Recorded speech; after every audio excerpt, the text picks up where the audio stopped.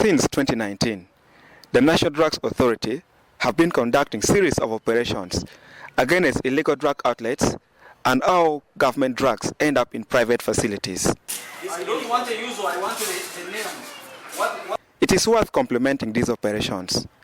But who is stealing the government drugs, given the strict supply chain? Who steals these drugs? Let's start from there.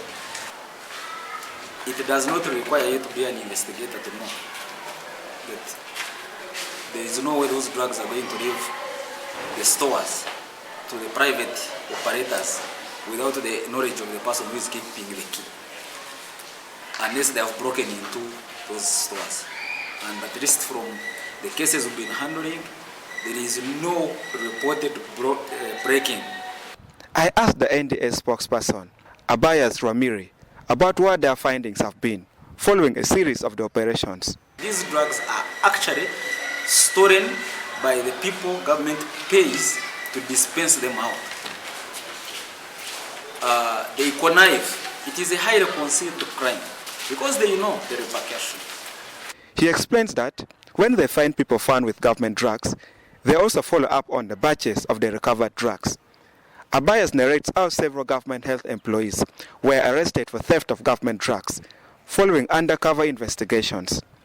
We now also follow the batches to the stores where these drugs have been distributed, and we've been able to arrest people with evidence that actually these drugs were picked from this particular drug outlet.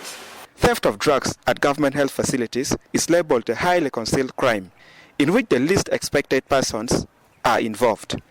Recoveries of drugs worth 13 billion shillings and arrest of over 60 health workers have been registered since 2019.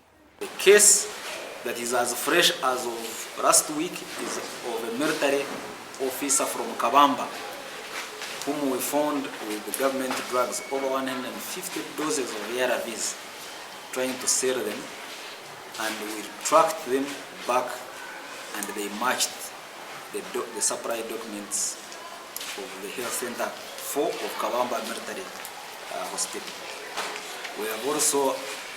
We arrested him also with another health official, the in charge of Mugore Health Center 2 in Zimbabwe, who had also distributed to another person, and we were able to link those drugs to her unit. The most stolen drugs include antimalarials, ARVs, HIV testing kits, with some being smuggled out of Uganda. Yes, we have been able to intensify this. It is a highly concealed crime, highly concealed. They will use even the hospital cleaners to sniff out those drugs. And if you want to extend it, there is no way a health center 3, 4 continues to use drugs and the DHO is not aware. Or they are doing nothing, year in, year out. Since 2019, when we started this delegated responsibility, we've been able to recover drugs worth over 13 billion Uganda shillings. And I've been able to arrest over 67 suspects. And out of the 67, 42 are health officials.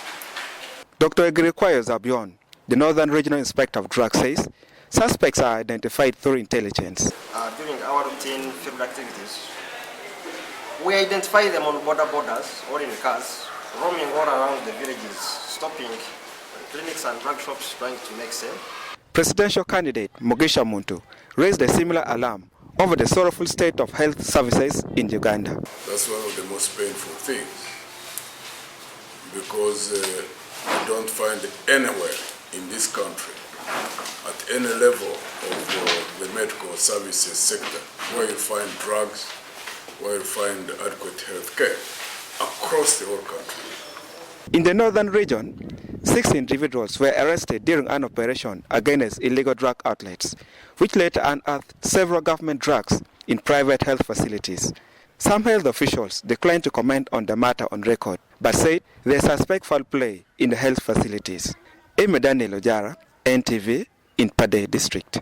He's here. Let him, you show me where you procured these malaria testing kits.